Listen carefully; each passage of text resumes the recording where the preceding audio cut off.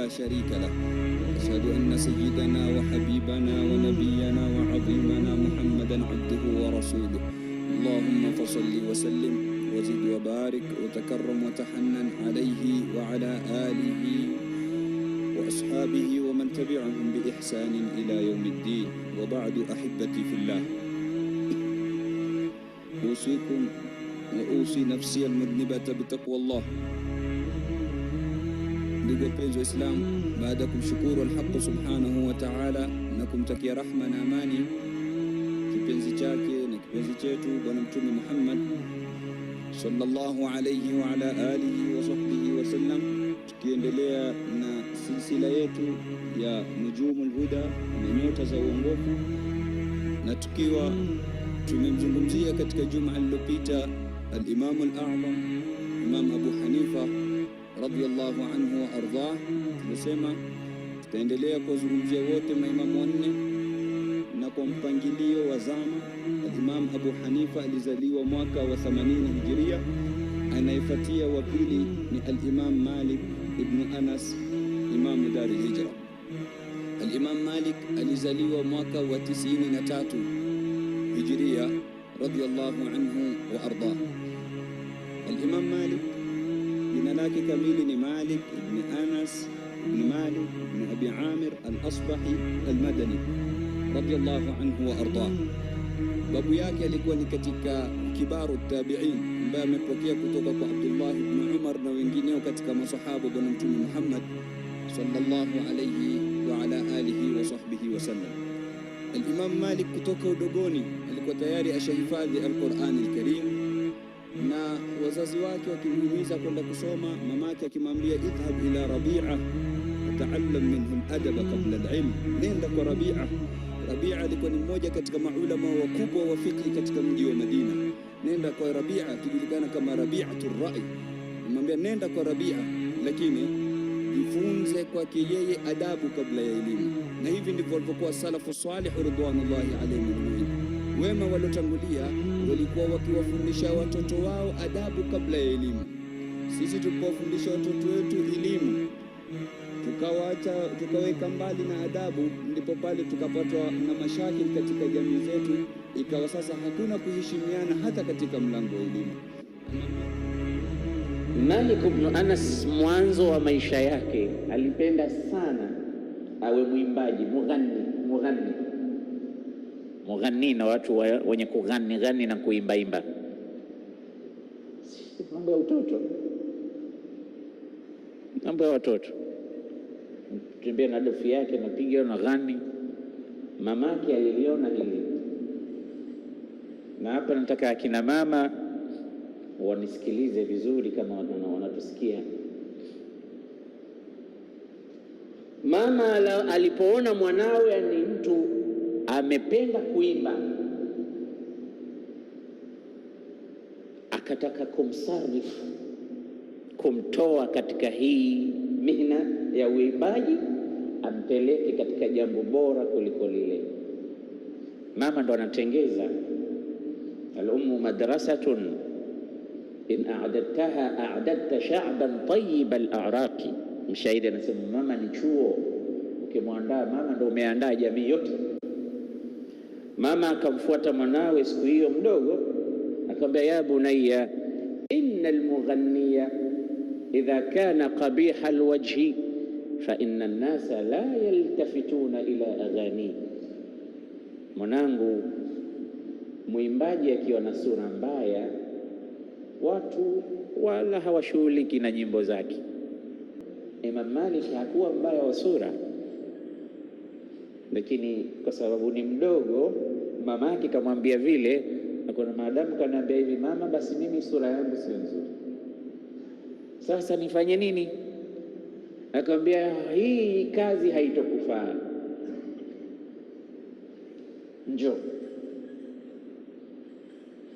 Kamwekea nguo, wanasema kaandaa nguo ile kama vile wanavaa mashekhe wa Azhar. Unaona mashekhe wa Azhar wanavaa, wa chuo kikuu cha Masri, kofia ile, kitambara kile, joho, namna vile anavyokuwa shekhe. Kamvisha mavazi ya kishekhe, kamwekea kishali chake kile mdogo mtoto, alafu akamwambia idhhab ila Rabi'ati ar-Ra'i wa ta'allam minhu adabahu qabla ilmihi, na kutuma nenda kwa shekhe anaitwa Rabi'atu ar-Ra'i, kajifundishe kwake adabu zake kabla hujajifundisha elimu yake, hujachukua elimu ya fiqh na hadithi. Nenda kwa shekhe. Maneno mazito sana, na ndio ulikuwa mwanzo mzuri wa imamu wetu tunayemzungumza.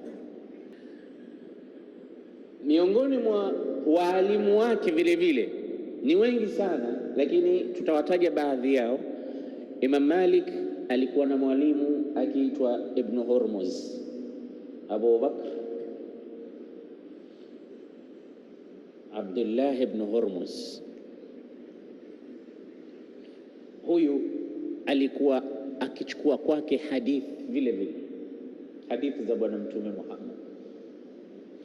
Kila wakati akionekana mlangoni kwa shekhi wake, kakaa katika jiwe, anasema siku nyingine nikitia pamba katika nguo zangu ninazovaa, katika sehemu anapokaa, anasema kwa sababu ya baridi kali, nilikuwa nikisubiri siku nyingine muda mrefu baridi isije ikanikera, nakaa kitako muda mrefu nasubiri Ibn Hurmuz anisomesha hadithi, mpaka imekuwa ametambulikana na wafanyakazi wa Ibn Hurmuz, majaria wake pale nyumbani.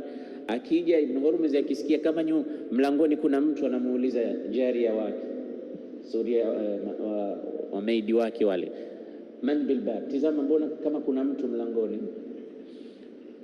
Walikuwa wanamwambia ma thamma illa maulaka al-ashqar, hakuna mwingine, ni yule kijana wako. Yani kwa kuja kwake mara nyingi mpaka ikaonekana kama ni mfanyakazi wake. Amesoma kwa al-fuqaha as-sab'a wanaojulikana wa Madina.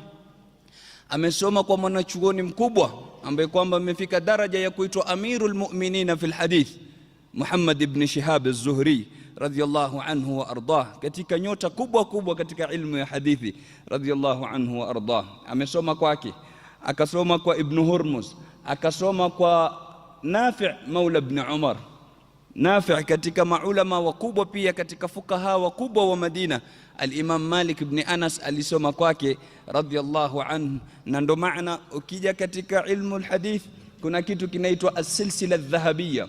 Silsila dhahabia, cheni ya dhahabu katika sanad, nayo ni Malik an Nafi' an Ibn Umar an Rasulillah sallallahu alayhi wasallam.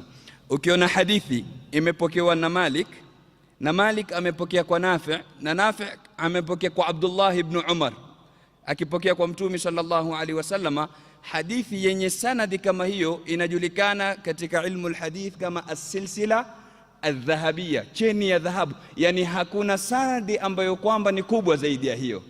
Baadaye maulama wakaongeza, wakasema, na akiongezeka Shafi'i, kwa sababu Imam Shafi'i katika wanafunzi wa Imam Malik, na akaongezeka Ahmad ibn Hanbal ambaye kwamba ni mwanafunzi wa Imam Shafi'i, ikawa ni Ahmad an Shafi'i an Malik an Nafi' an Ibn Umar.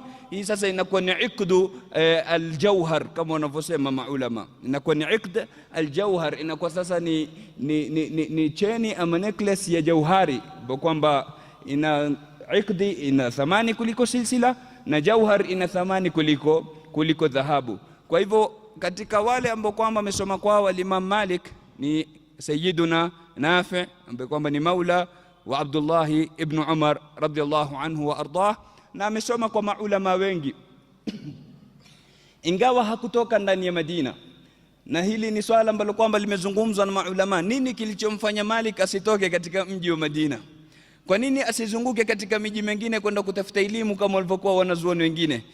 Maulama wanasema kwa sababu Madina ilikuwa ndio mkusanyiko wa elimu, mkusanyiko wa maulama. Maulama walikuwa wakija katika Madina ya Rasulullah, mbali na wale ambao kwamba walikuwa tayari wapo ndani ya Madina bwana Mtume Muhammad sallallahu alayhi wa ala alihi wa sahbihi wasallam. Na mbali na hilo ni ile taalluq na mafungamano alokuwa nayo al-Imam Malik pamoja na sahib al-Madina Rasulullah sallallahu alayhi wasallam. Alikuwa na mahaba ya kimaajabu, alikuwa na taalluq, alikuwa na mafungamano na bwana mtume Muhammad sallallahu alaihi wasallam sio ya kawaida, radiyallahu anhu wa ardah. Imam Malik akawa hatembei na viatu ndani ya Madina. Imam Malik akawa hapandi mnyama ndani ya Madina, anatembea kwa miguu, tena pekupeku bila viatu. Yote kwa sababu gani? Kwa sababu ya adab na bwana mtume Muhammad sallallahu alayhi wasallama. Vipi mimi nitaikanyaga ardhi kwa viatu, ardhi ambayo kwamba imekanyagwa na mguu mtukufu wa bwana mtume Muhammad sallallahu alayhi wasallam? Vipi nitapanda mnyama katika ardhi ambayo kwamba ametembelea Rasulullah sallallahu alayhi wasallama na hakupanda mnyama katika mji wa Madina isipokuwa mara moja? Imam Malik radhiallahu anhu, mara moja peke yake, na ni mara moja ambayo kwamba alipata mihna ndani yake. Na hili ni kawaida kama tulivyoashiria katika khutba iliyopita. Maadamu upo katika hii dunia, darul ibtila, ni nyumba ya mitihani, ni nyumba ya matatizo, lazima utapatwa mitihani. Na mitihani kwa wale wachaji Mungu huwa ni mikubwa zaidi na ni mingi zaidi. Wa idha ahabba Allahu qauman ibtalahum, Mwenyezi Mungu akipenda watu huwaonja. Imam Malik katika mitihani iliyomkumba katika ulimwengu huu ni masala ya talaq al-mukrah, talaka ama kuocha talaka mtu ambaye kwamba amelazimishwa. Mtu unapokuja kulazimishwa, ukashikiwa silaha kwa mfano, ukaambiwa mpe talaka mke wako, je, ukitoa talaka na wewe umelazimishwa, talaka ile inapita ama haipiti? Al-Imam Malik alikuwa anasema haipiti talaka kama hiyo, kwa sababu amelazimishwa, hakuitoa kwa khiari yake. Na kama tunavyojua, kila mmoja ana aada, kila mmoja ana maadui. Maadui wa Imam Malik wakayachukua yale maneno wakayapeleka kwa wali wa Madina wakati ule akijulikana kama Jaafar ibn Sulaiman. Wakaenda wakayapeleka, lakini kwa picha nyingine yakageuzwa. Wakaenda wakamwambia Jaafar, wali wa Madina, Malik anasema talaka ya mtu aliyelazimishwa haipiti. Na Malik hakusudi talaka. Anachotaka Malik, angalia maneno anayoyasema mbele ya kiongozi, anachokikusudia Malik ni kusema kuwa uongozi mumeupata kwa kulazimisha watu, nyinyi bai'a watu hawakuitoa kwa radhi zao. Kwa hivyo anachokitaka Malik ni wapandisha watu hasira, wafanye thaura, wamgeukie kiongozi. Angalia walivyokwenda kufasiriwa, masala ni ya kifiki, yazungumzia talaka, yankwenda kuingizwa katika nini? Fitna za uongozi. Jaafar ibn Sulaiman akaingiana mzima, akaamrisha Malik apigwe. Malik akapigwa fimbo, akaadhibiwa al-Imam Malik radhiallahu anhu, mpaka baadhi ya riwayat zinasema bega lake lilivunjika Sayyidina al-Imam Malik. Na baada ya kupigwa akapandishwa katika mnyama. Anajua jambo linamuudhi, hapandi mnyama katika Madina. Mtumi akampandisha juu ya mnyama, akamvua imama yake, akamtembeza kichwa wazi Sayyidina al-Imam Malik radhiallahu anhu, na yeye alikuwa hatembei katika Madina kichwa wazi radhiallahu anhu wa ardah. Kwa hivyo mara moja pekee ambayo kwamba al-Imam Malik alipanda mnyama ni wakati wa mihna na mtihani kama huu uliompata wa masala ya talaq al-mustakrah. Na baada ya yote hayo anapandishwa mnyama, anazungushwa Madina, anapelekwa katika masoko ili watu wachukue ibra, waoneshwe kuwa mtu ukimkhalifu wali utaadhibiwa na utafanywa kama huyu. Lakini baada ya yote hayo alikuwa akisema huku akizungushwa, akisema ala arafani man arafani faqad arafani wa man lam ya'rifni fa ana Malik ibn Anas ibn Malik aqul talaqul mustakrah la taka au la yaqa. Asema yule ambaye kwamba amenijua na asiyenijua namtambulisha mimi ni nani. Mimi ni Malik ibn Anas, na nasema talaka ya aliyelazimishwa haipiti. Yani mpaka baada yote kuadhibiwa kote huko, lakini hakurudi nyuma. Al-Imam Malik ibn Anas radhiyallahu anhu alisimama pale pale na akathubutu katika haki radhiyallahu anhu wa ardah. Malik ibn Anas aliwahi kupigwa na mtawala huyo bakora, mpaka unasema ile kumvuta mikono, ile bega likachomoka katika nini, mafasil zake likachomoka. Madina yote karipuka. Shekhi wao, mtu aliyokuwa na haiba kama hii anapigwa na watawala wake, bila shaka watu hawatakuwa katika hali ya kawaida. Viongozi wa dini ni watu wengine, ni watu wa kiroho. Faura ikawa kubwa Bani Abbas kule. Abu Jaafar al-Mansur akapata habari, akaona sasa mambo yameharibika. Malik ibn Anas na wanafunzi wake na watu namna wanavyompenda na soma na jina lake namna lilivyo katika Ansar, kunaweza kukatokea balaa kwa kupigwa na mtawala huyo wa Madina. Lazima tutafute njia, tumwombe radhi. Wakati yuko zake Makka baada ya kupigwa kipigo hichi, Abu Jaafar al-Mansur kabla ya kuja kaamrisha mtawala wa Madina aliyempiga Malik ibn Anas akamatwe, afungwe katika vigogo, apelekwe zake Baghdad. Manake daula ya Bani Abbas asima, capital city yake ni Baghdad, huku ni sehemu nyingine. Kapelekwa juu kwa juu, akauzuliwa katika cheo chake kwa kitendo alichofanya cha kumpiga Malik ibn Anas, karudishwa zake Baghdad. Alafu wakaja watawala kuja kumwomba radhi Imamu Malik ibn Anas, wako katika mji wa Mina wakati wa hija. Nasema Abu Jaafar kenda kuomba radhi juu ya kitendo kilichotokea kwa niaba ya dola yao yote, mpaka Malik akakubali.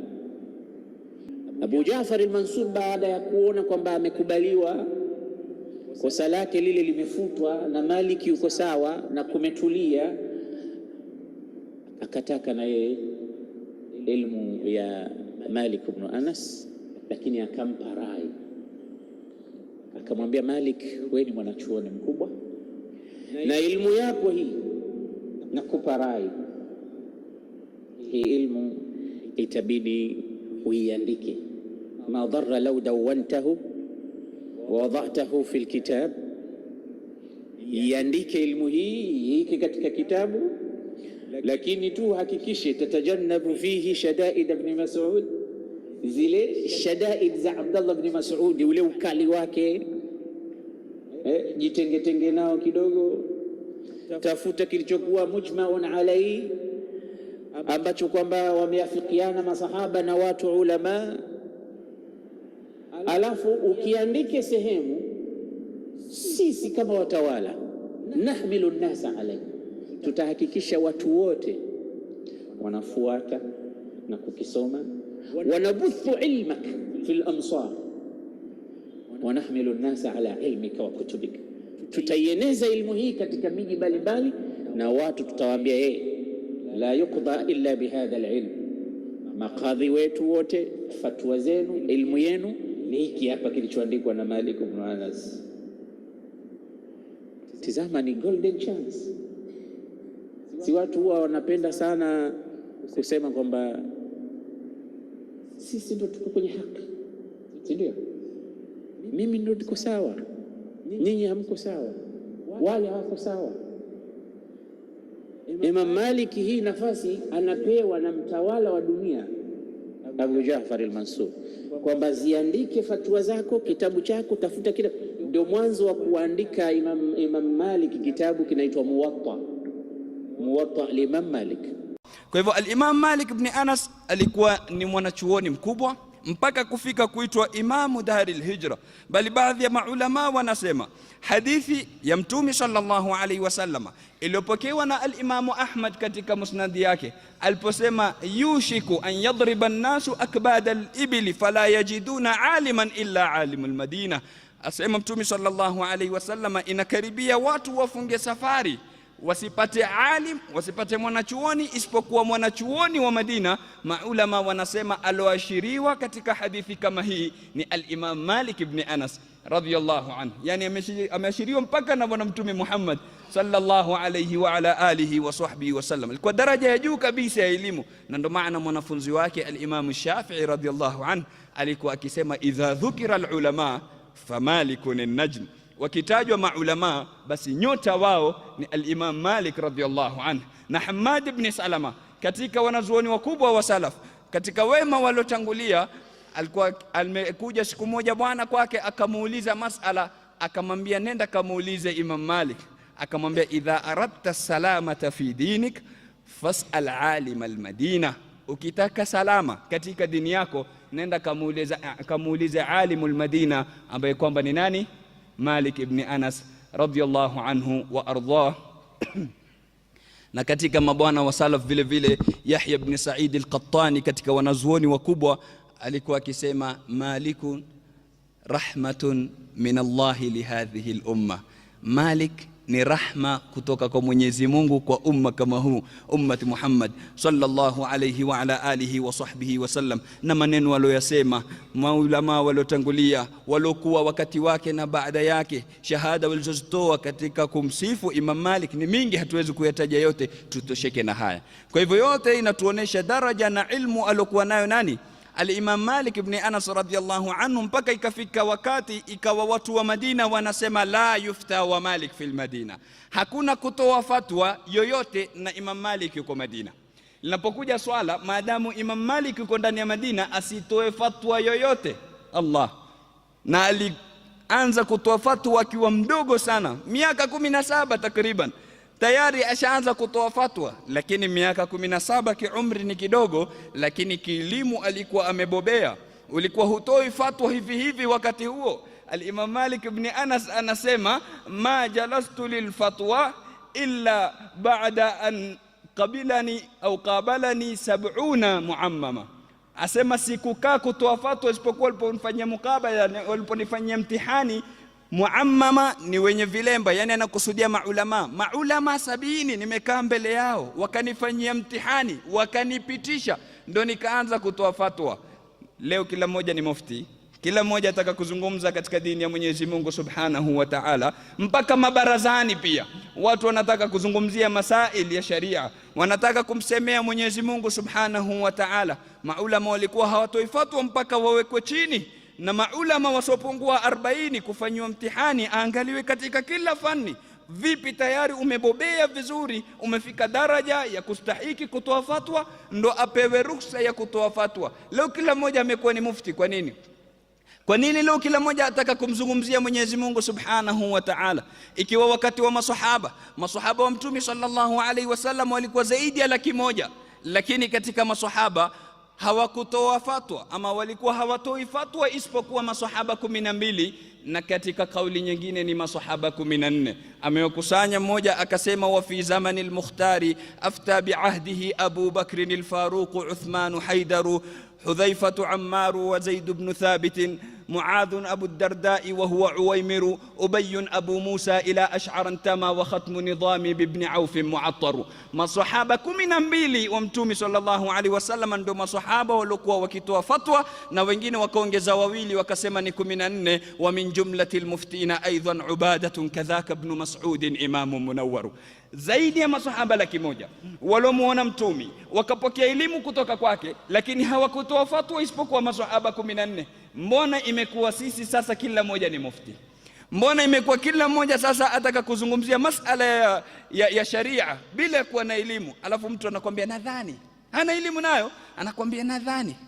Kwa hivyo al-Imam Malik ibn Anas radhiyallahu anhu ilifika daraja ikawa inasemwa la yufta wa Malik fil Madina, hakuna kutoa fatwa na Imam Malik yuko ndani ya Madina. Na maneno haya yana kisa kimetajwa na maulama.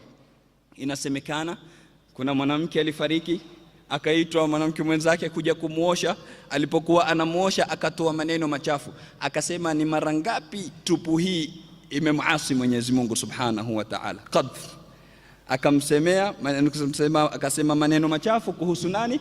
Yule maiti. Basi mtihani uliompata, mkono wake yule muoshaji ukaganda katika mwili wa maiti, ukawa hautoki. Kila inavyojaribiwa kutolewa hautoki. Wakiulizwa maulama sasa, zikawa zinatofautiana zile fatwa. Je, tukate mkono wa muoshaji ama tukate kipande katika maiti? Tumkate nani aswa? Manake haziwachani.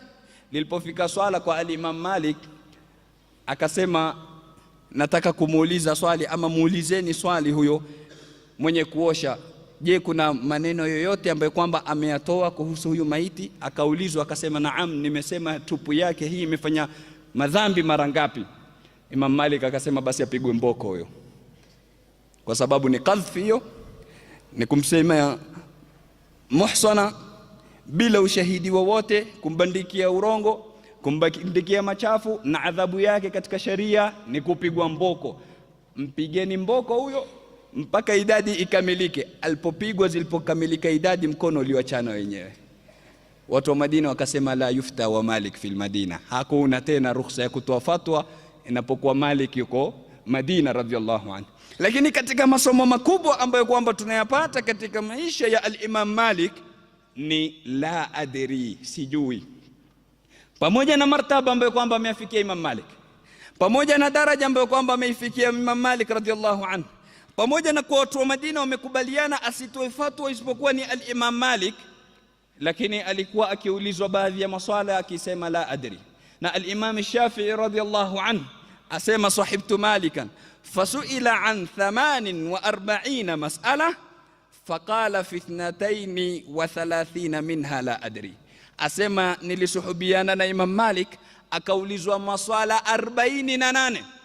Katika yale 48 asema maswala 32 akasema la adri, sijui.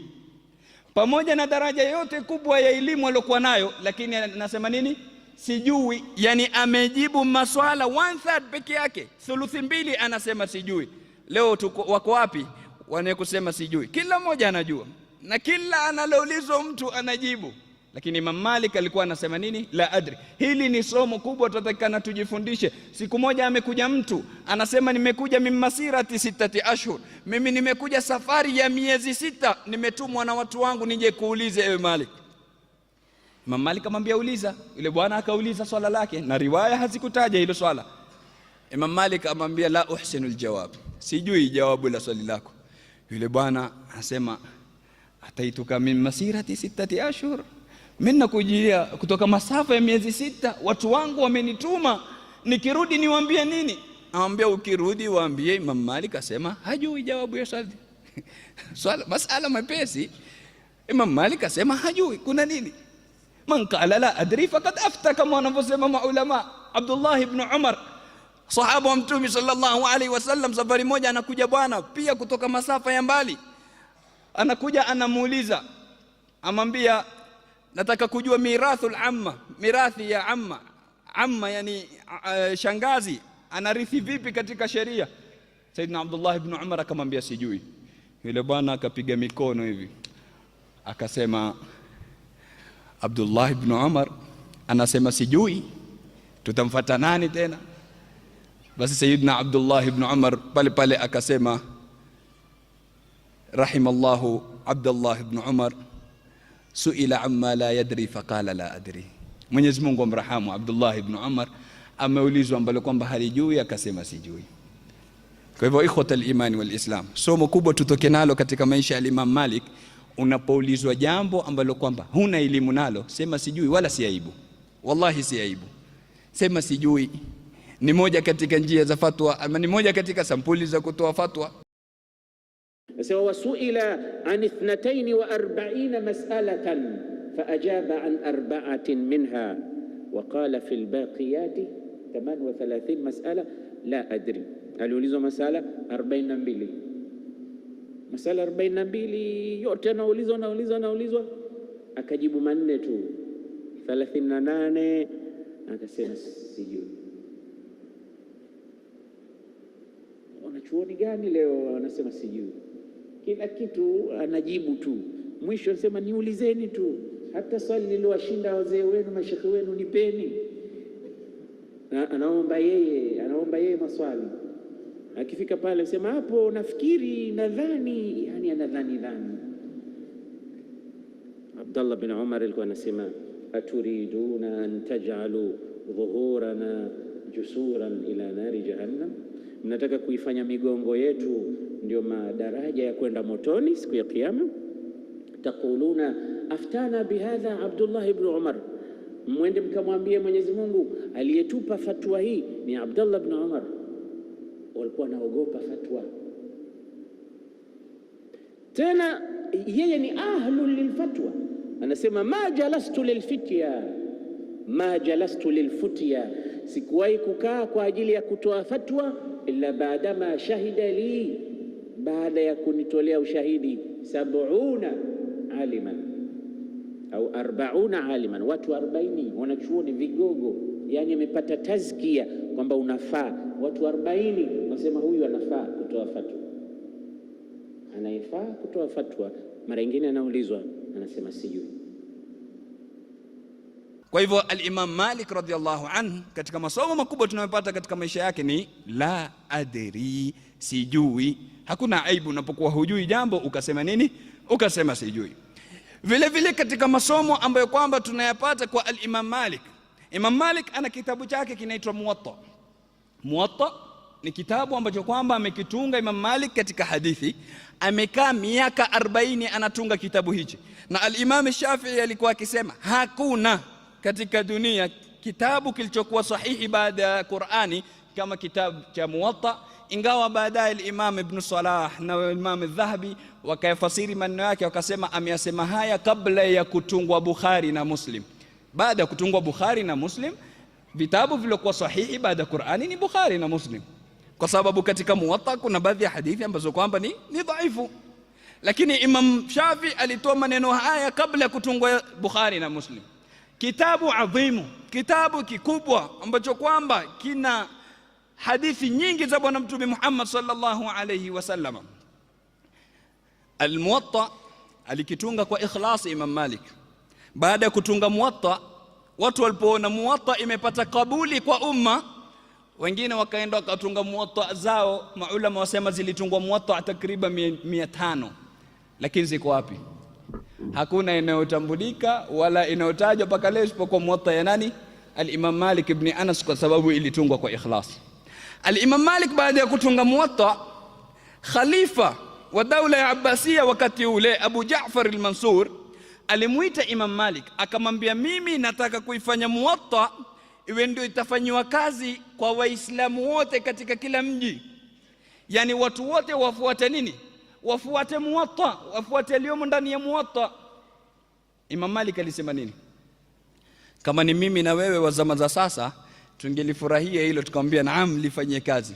Lakini Imam Malik alimwambia Abu Ja'far al-Mansur, ya Amir al-Mu'minin, masahaba wa Mtume sallallahu alaihi wasallam wametawanyika, wamekwenda miji mbalimbali na wamefikisha hadithi mbalimbali za Bwana Mtume sallallahu alaihi wasallam, na watu wa kila sehemu wanafuata hadithi zilizowafikia kwa kupitia sahaba aliowafikia. Kwa hivyo utakapokuja kuwalazimisha watu na haya yaliyomo ndani ya Muwatta, utakwenda kugongana na yale yaliyowafikia. Kwa hivyo wawache kila sehemu, wafuate kile ambacho kwamba kimewafikia. Kwa hivyo katika masomo makubwa ambayo kwamba tunayasoma kwa Imam Malik ni kutolazimisha anayekukhalifu kufuata manhaji yako wewe.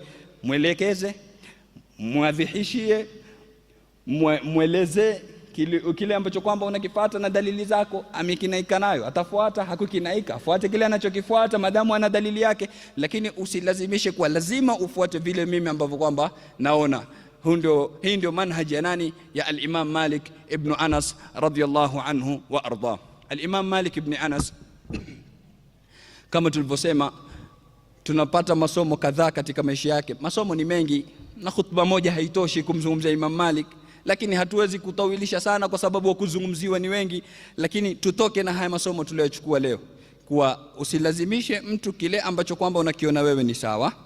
Jambo la kwanza. Jambo la pili, la adri, kusema sijui si aibu unapokuwa hujui.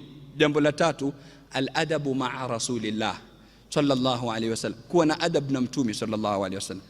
Imam Malik alikuwa haendi katika darasa ya hadithi mpaka aoge kwanza, avae nguo nzuri, avae ajifukize na tib, ajifukize na bukhuri na udi, na ajipake mafuta mazuri. Al-Imam Malik radhiallahu anhu, na anapotajwa Mtume ama linapotajwa jina la Mtume alikuwa akiweka chini kichwa chake. Imam Malik radhiallahu anhu wa arda, namna alivyokuwa na taadhim ya Bwana Mtume Muhammad sallallahu alaihi wasallam ndani ya moyo wake, baligha ya hali ya juu ili kufikia upeo. Na ndio maana tukaambiwa ndani ya Qur'an, ud'u ila sabili rabbika bilhikmati walmau'izati alhasana, walinganie watu kwa hekima na maneno mazuri. Al-Imam Malik ibn Anas kaishi sana na umri wake ulikuwa tawili, kazaliwa mwaka wa 93 Hijria, kaugua kafa mwaka wa 179 Hijria. 179, kazaliwa mwaka 93. Atakuwa kaishi miaka mingapi? 86. Kuna riwaya nyingine zinazungumzia tofauti, yani kuzaliwa kwake na kufa kwake, na zinaashiria kwamba aliwahi kuishi mpaka akawa na umri wa miaka 90, lakini hii ndio riwaya ambayo wengi wanaizungumza kwamba kazaliwa 93, kafa mwaka 179 na akazikwa Baqi. Na katika madhhabi ya Imam Malik ndio wale wanaosali mikono kuiachia katika sunni, japokuwa kuna wengine wanapinga kwamba no, sio kauli ya Imam Malik, lakini katika wanafunzi wake ambao wanafunzi wake ni wengi sana, na nimesahau kuwatajia wanafunzi wake ili tumalize hii darasa yetu. Wanafunzi wake ni wengi sana, wamepokea zaidi ya 1040 muwatta, lakini mwanafunzi mkubwa katika wanafunzi wa Imam Malik ni Imam Shafi. Imam Shafi na kisha Abdurrahman ibn al-Qasim al-Masri, ambaye huyu alikuja Masri kueneza madhhabi ya Imam Malik. Abdullah ibn Wahab katika wanafunzi wake Imam Malik ibn Anas.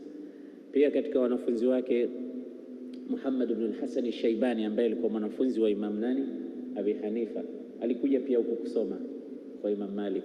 Pia katika wanafunzi wake ni Hamad ibn Abi Hanifa, mtoto wa Imam Abi Hanifa.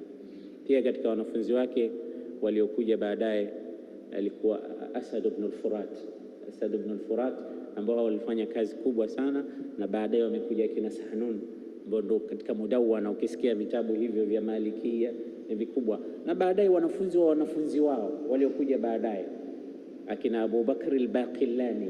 Ukimsikia mwanachuoni mkubwa huyo katika madhhabi ya Imam Malik, Ibn Rushd, kitabu muhimu sana, kisomeni, Bidayatul Mujtahid wa Nihayatul Muqtasid, kitabu cha Ibn Rushd. Ibn Rushd huyu ni Qurtubi al-Andalusi, ni mtu kutoka Andalus, Spain. Alikuwa kadhi katika mji ukiitwa Ishbilia, leo wanauita Sevilla, katika nchi ya Spain, katika mwaka 600 au katika miaka 500 au 600. Ibn Rushd huyu ni katika madhhabi ya Imam Abi Hanifa,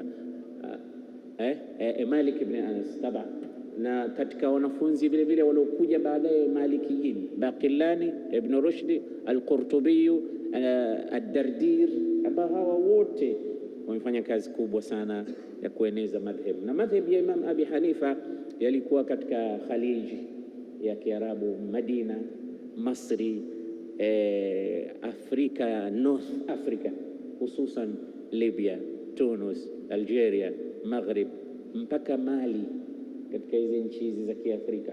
Huku kote hawa madhhabu ya Malikiyina, na Andalus, Spain. Hapa Spain hapa, wakati huo tulizungumza hapa Abdurrahman al-Dakhil alipotoka zake Baghdad akaenda zake Spain, alikuwa anampenda sana Imam Malik na alikuwa amechukua madhhabi yake, na ndio yakafanya kazi kule Spain. Yote ile ilikuwa ni Maliki. Imeondoka sasa hivi dola ya Kiislamu huko, lakini ingekuwepo mpaka leo madhhabi yao ingekuwa ni madhhab ya Imam Malik alayhi rahmatullah.